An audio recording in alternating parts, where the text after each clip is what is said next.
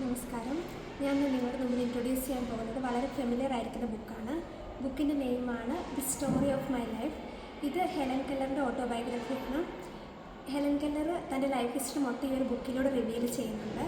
കെല്ലർക്ക് almost ഒരു 19 months പ്രായമുള്ളപ്പോൾ പെട്ടെന്നൊരു disease diagnose ചെയ്യുകയാണ്. ആ ഡിസീസിൻ്റെ പേരാണ് മെനിഞ്ചിറ്റിസ്. അത് ബാക്ടീരിയൽ ഡിസീസാണ്, ബ്രെയിനെ അഫക്റ്റ് ചെയ്യുന്നത്.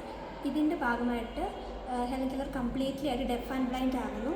ബട്ട് അവരുടെ പേരൻസ് എഡ്യൂക്കേഷൻ പ്രൊവൈഡ് ചെയ്യാൻ തീരുമാനിച്ചു. സോ അതിനായിട്ട് അവരൊരു ടീച്ചറെ ഏർപ്പെടുത്തുകയാണ്.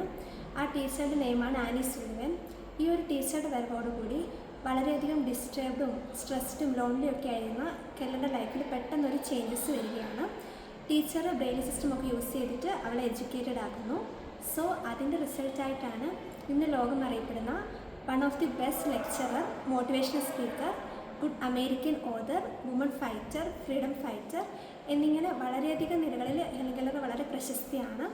And she was also the first woman to attain a bachelor's degree in arts under the category of deaf and blind. So actually ഈ ഒരു ബുക്ക് വളരെയധികം ഇൻസ്പയറിംഗ് ആണ്.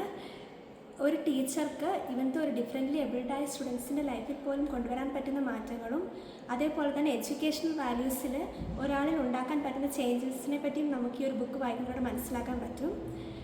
ഓൾമോസ്റ്റ് ഒരു 212 pages ആണ് ഇതിനുള്ളത്. ഇതിൻ്റെ പ്രൈസ് എന്ന് പറയുന്നത് 180 rupees ആണ്. രത്നസാല പബ്ലിക്കേഷനാണ് ഇത് പബ്ലിഷ് ചെയ്യുന്നത്.